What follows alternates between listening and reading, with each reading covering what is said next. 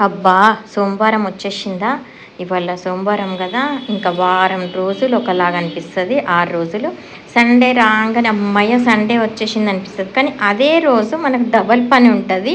కానీ ఆ విషయం గూడా మర్చిపోయి ఎంత హ్యాపీగా ఫీల్ అయితామో. అందరు ఇంట్లో ఉంటారు. కొద్దిసేపు మాట్లాడుకోవచ్చు, ముచ్చట పెట్టొచ్చు.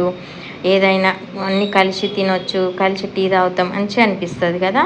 నాకైతే చానా ఇష్టం అట్లా.